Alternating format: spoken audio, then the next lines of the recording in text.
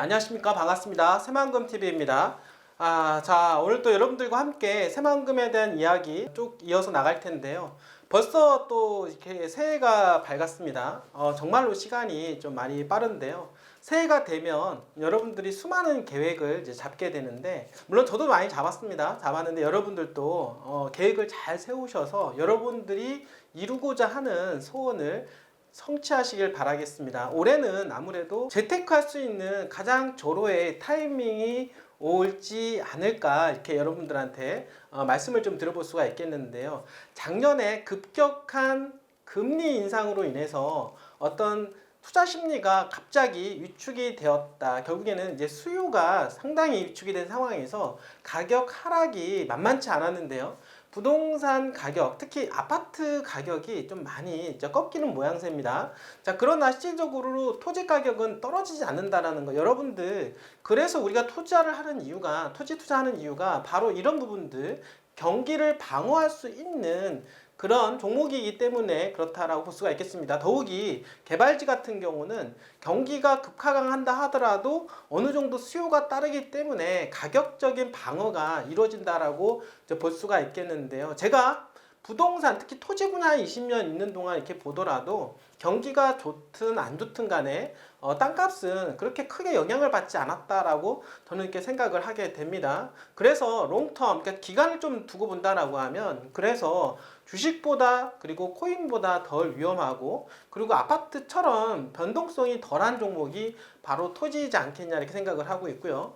내가 땅을 투자해서 묵묵하게, 그리고 3년, 5년, 7년, 10년 이렇게 가지고 있으면 어느덧 크게 성공해 있는 모습을 보게 되는 게 어떤 저의 경험담이라고 볼 수가 있겠습니다. 특히나 새만금 같은 경우는 대한민국의 미래이고 비전이 엄청나다라고 볼 수가 있겠습니다. 그러니까 미래지향적인 지역이기 때문에 결국에는 우상향할 수밖에 없는데, 그 우상향 중에서 타이밍이라는 게 정말로 중요하죠. 바로 저는 그 타이밍상 2030년도가 가장 새만금 어떤 토지 투자에 있어서 최고치가 될 가능성이 높다. 그러니까 심리적으로 최고치가 될 가능성이 높다라고 저는 생각을 하기 때문에 2022년도, 23년도가 새만금 투자에서 가장 많이 먹을 수 있는, 투자 수익이 극대화시킬 수 있는 구간이다라고 저는 충분히 여러분들한테 말씀을 좀 드려보도록 하겠습니다.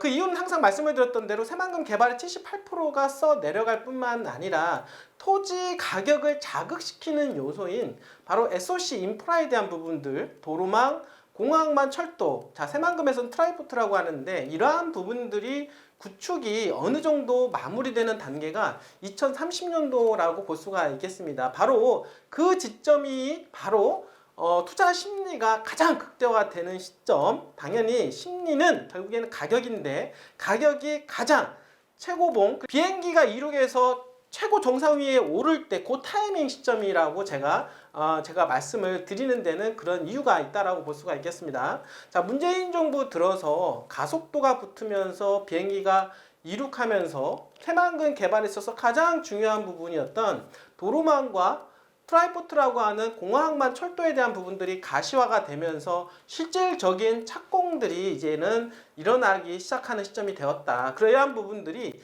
2030년도 이전에 이제 마무리가 되는 거라고 볼 수가 있겠고, 자, 이러한 부분에 있어서 가속도가 바로 새만금 개발에 있어서 엄청 중요한 부분을 말씀을 드려볼 수가 있겠습니다.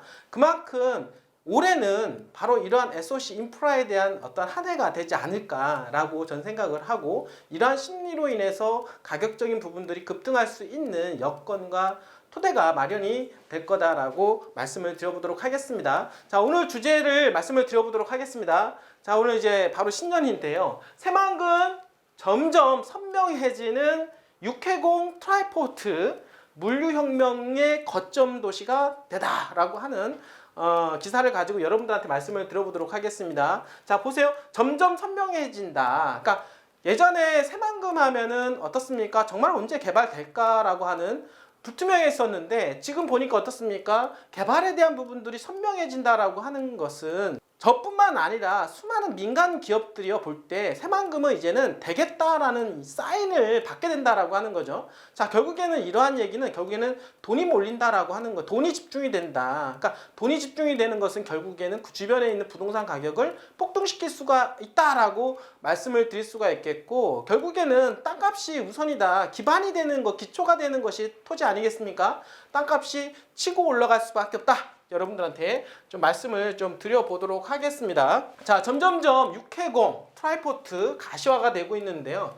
새만금의 동부가 물류 허브로서의 완성된 모습을 점점 갖춰가고 있는데요. 새만금 내 공항, 항만, 도로, 철도, 우리가 말하는 도로 플러스 트라이포트라고 하는 요 부분들이 하나로 모이는 바로 육해공 트라이포트의 청사진이 구체화되고 있다 라고 하는 부분들이라고 볼 수가 있겠고, 자, 새만금의 날개인 새만금 국제공항은 본격적인 실행 단계인 기본 및 실시 설계에 돌입하였고, 이는 2024년도까지 마무리될 것으로 보입니다. 계획대로라면 2024년도에 공사가 시작되고 2028년도에 완공이 되며 국토부는 이듬해 시운전을 거쳐서 바로 개항한다라는 목표인데요. 바로 2029년도가 바로 개항 시점이다라고 말씀을 좀 드려보도록 하겠습니다. 자, 이거 보세요. 이런 부분들도 결국에는 2030년도 이전에 다 목표로 하고 있다라고 하는 것입니다.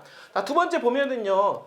자, 보면 2019년도 국토부 사전타당성 검토에서는요. 새만금 국제공항 건설로 인해서 전국적으로 1조 5,024억 원의 생산 유발 효과와 4,964억 원의 부가가치 유발 효과가 발생하는 것으로 분석되었는데요. 전국으로 한정했을 때는 8,537억 원의 생산 유발 효과, 3,067억 원의 부가가치 유발 효과가 발생을 한다라고 이야기하고 있습니다. 자, 공항 하나 들어가면서 발생할 수 있는 경제 인프라가 전국적으로는 1.5조 원 이상의 경제적 유발 효과뿐만 아니라 부가가치까지 포함하면은 2조 원 이상의 유발 효과가 있다라고 하니까 정말 대단하지 않습니까? 자, 그리고 이어서 황해권 거점의 항만 또한 진행이 되고 있는데, 바로 새만금 신항만은 국내 최초 인공섬식 항만인 새만금 신항만은 오늘 2040년도까지요. 2040년도까지입니다. 무려 3조 1,752억 원. 자, 툭하면 조단입니다. 여러분도 아시겠지만 공항 하나 만들고 그 다음에 항만 만들고 이어서 또 철길까지 열리게 되는데, 이러한 세 개의 트라이포트가 구성되면서 수많은 돈들이, 수많은 인력들이 새만금에 몰린다라고 하는 겁니다. 자, 그렇게 해서 대형부두 구선석 방파제 3.5km 부지 451만 평방미터가 조성되는데요. 현재 1단계인 2011년도에서 30년도까지 바로 가장 중요한 부분이라고 볼 수가 있겠는데, 모두 중요 사업이 모두 착수한 가운데 1.1단계 2025년도에 5만 톤급 선박이 접안 가능한 부두 2선석이 먼저 완공을 한다. 그리고 이어서 26년도에 바로 개항이 된다고 합니다. 자, 연간 176만 톤의 화물 처리 능력을 확보하게 되는 셈이다 라고 이야기를 하고 있습니다. 자, 이후 단계적으로요, 목표한 9선석을 모두 이제 마무리하게 되면 중국 한반도, 동남아시아를 연결하는 환항해권 무역망이 구축이 되고, 여기에 해양관광 레저 기능까지 더해지는 만큼 복합된 미래지향적인 종합항만으로 성장할 전망이다라고 이야기를 하고 있습니다. 자, 지금 만들어지는 새만금 신항만은 무역항으로 뿐만 아니라 관광의 거점 항구로, 그러니까 복합단지, 그러니까 복합 형태로 만들어지는 항만으로 만들어질 것이다라고 이야기하고 있습니다. 자, 새만금은 그냥 산업단지만 들어가는 것이 절대 아닙니다. 관광 레저 용지가 풍부하게 있기 때문에 그쪽에 수많은 인프라 시설이 들어가고 거기에 관련된 인구가 당연히 항만을 통해서 크루즈항이라든지 항만을 통해서 들어오게 하는 그런 복합 항만으로 지금 현재 개발이 이루어지겠다라고 이야기를 해볼 수가 있겠습니다. 자, 이어서 지금 철길인데요. 지금 현재 산업물류단지 경쟁력에 더한 철도 수송 체계는 새만금 신항에서 새만금 국제공항을 거쳐 대항을 잇는 총연장 47.6 6km 지금 여러분들 자 군산의 대하역이라고 있는데요. 그 대하역에서 지금 쭉 군산 쪽으로 방향을 향해서 새만금 국제공항 그리고 새만금 신항만까지 연결되는 구간이 47.6km 구간이라고 볼 수가 있겠는데 여기에는 여객 화물 병용 단선 전철을 건설하는 사업으로 무려 1조 3,282억 원이 투입이 된다고 합니다. 이에 국토부는 기본 계획을 수립한 뒤 2024년도 기본 및 실시 설계 착수와 2026년도 착공, 2030년도에 마무리한다라는 계획이 있습니다. 잘 보시면 아시겠지만 공항은 2029년도를 개항을 목적으로 그리고 이러한 철도는 2030년도를 목표로 그리고 어떻습니까? 항만은 1단계, 2단계 사업으로 나뉘어지게 되는데 웬만한 1단계 사업을 통해서 2030년도 이전에 항만이 이루어진다라고 볼 수가 있겠습니다. 결국에는 트라이포트라고 하는 공항만 철도에 대한 부분들이 2030년도 이전 제가 여러분들한테 말씀을 드렸던 새만금 개발의 심리가 가장 극대화되는 그 시점까지 이루어진다. 결국에는 이러한 부분들이 만들어지면서 어떻습니까? 새만금 개발에 대한 부분들이 더욱더 뚜렷하고 선명하게 나타나면서 민간 기업들이 개발에 대한 의지와 투자가 적극적으로 이루어질 것으로 저는 생각을 하게 되는데요. 지금 2023년도 여러분들 아십니까? 2023년도는 새만금이 집중 조명하는 그러한 한 해가 될 수 있을 것이다라고 저는 생각을 하고 있는데요. 자, 그렇게 되었을 때 내년쯤 올 하반기 때쯤에는 대한민국에서 땅값이 가장 많이 올라간 지역 하면 바로 새만금 주변 일대 군산, 부안, 김제 여기에 해당이 되지 않을까요? 그 중에서 인구가 가장 현재 많은 군산 그리고 현재까지 저평가가 되어 있는 군산 다시 한번 리바운딩 되기 위해서 준비하고 있는 바로 군산이 주목받을 곳이다 라고 말씀을 좀 드려보도록 하겠습니다.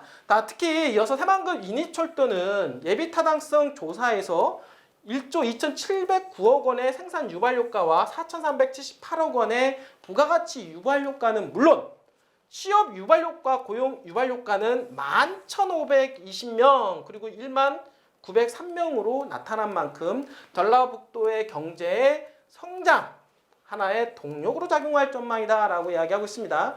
자, 이런 SOC가 인프라가 깔리면서 발생할 수 있는 인력들 엄청나지 않습니까? 그리고 그 이어지는 경제적 유발효과, 부가가치 유발효과 이러한 것들이 상당하다고 볼 수가 있겠는데 공항, 항만, 철도가 10년 안에 집중됨으로 해서 고속 성장할 수 있는 곳이 바로 새만금이지 않느냐라고 저는 생각을 하게 됩니다. 전라북도 관계자는 철도 수송 체계가 구축된다라고 하면 새만금 지역의 기업 유치를 더욱더 촉진해야겠다. 이 부분 당연하다. 저는 이렇게 생각을 하게 되고 철도뿐만 아니라 지금 추진되는 항만, 공항, 도로 구축 사업 역시 차질 없이 진행될 수 있도록 최선을 다하며 이렇게 도로와 공항, 항만, 철도라고 하는 트라이포트가 만날 때 새만금은 더욱더 개발에 대한 속도감을 높일 수밖에 없다라고 말씀을 좀 드려보도록 하겠습니다. 여러분들 올해는 물론 경기가 어렵다라고 하지만 오히려 이런 시기에 투자를 잘 하신다라고 하면 경기가 좋을 때 큰 투자 수익을 보고 나올 수가 있는 것이 바로 부동산 투자라고 저는 생각을 하게 됩니다. 여러분들 머뭇거리지 마시고 도전하십시오. 여러분들 새만금은 절대 기다려주지 않습니다. 여러분들 순간 날아갈 수가 있습니다. 여러분들 그러니까 여러분들 지금 다음이 아니라 지금 right now 지금 움직일 수 있는 여러분들이 되시길 바라겠고 언제나 투자함에 있어서 궁금하신 부분이 있거나 한번 의지가 있으신 분들은요 저희 새만금TV 한번 믿어보시고 연락 주시길 바라겠습니다. 항상 여러분들과 함께 하도록 하겠습니다. 아까 시청해주신 여러분들 진심으로 감사드립니다.